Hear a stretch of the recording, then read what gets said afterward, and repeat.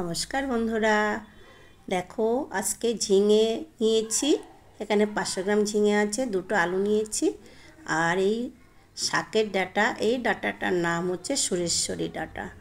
আজকে ঝিঙে আলু ডাঁটা দিয়ে মাছের ডিম দিয়ে রান্না করব। মাছের ডিমটা ধুয়ে নিয়েছি, ধুয়ে নিয়ে নুন হলুদ মাখিয়ে নিলাম। আলুগুলো এইভাবে কেটে নিয়েছি, ধুয়ে রেখে দিলাম। এবার কড়াইতে তেল দিয়ে আলুগুলো দিয়ে দিলাম।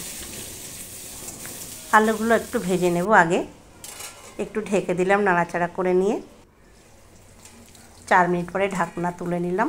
ঢাকনা তুলে তারপরে আমি আবারও একটু নেড়ে নেব খুন্তি দিয়ে। এখন একটু লবণ দিলাম আর একটু হলুদ দিলাম, দিয়ে ভালো করে ভেজে নেব। লাল লাল করে আলুটা এইভাবে ভেজে নেব। আলুটা ভাজা হয়ে গেছে, আলুটা এবার তুলে নিলাম তেল থেকে। তারপরে ওই তেলের মধ্যে ডিমগুলো দিয়ে দেব।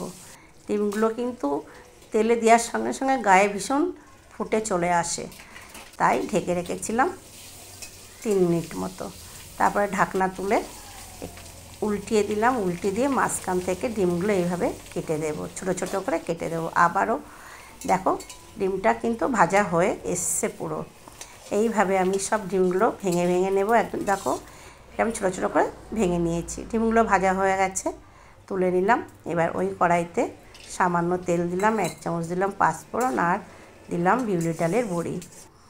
ফোড়নটা হয়ে আসলে ঝিঙে আর ডাঁটা কেটে রেখেছিলাম সেটা এবার তেলের উপরে দিয়ে দিলাম। দিয়ে একটু নেড়ে চেড়ে তারপর ঢেকে রেখেছিলাম। 3-4 মিনিট পরে ঢাকনা তুলে নিলাম। ঢাকনা তুলে তারপরে একটা টমেটো দিয়ে দিলাম।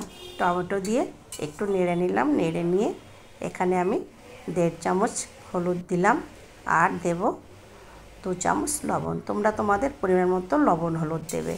আর দিলাম 4টে কাঁচা লঙ্কা চিড়ে। দিয়ে এবার ভালো করে কষিয়ে নেব।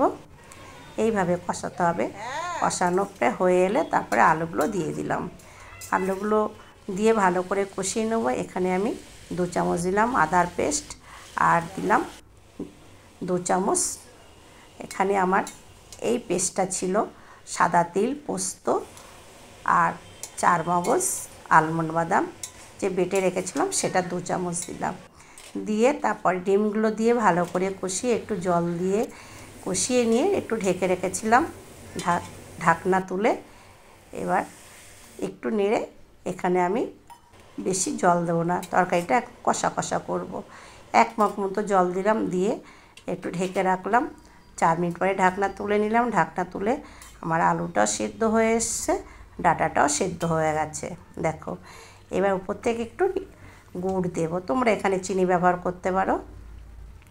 তারপরে আমি আমার চ্যানেলে যে ভাজা মশলাটি করা আছে সেই মশলাটা এখানে আমি 1 চামচ মতো মশলাটা দিলাম। তরকারিটা হয়ে গেছে, এবার নামিয়ে নিলাম। এটা কিন্তু ভাতের সঙ্গে খেতে খুব টেস্টি লাগবে। ঝিঙে আলু আর ডাঁটাটা মুখে দিলে এত শ্বাস। টাটা বন্ধুরা, পরের রান্নায় আবার দেখা হবে।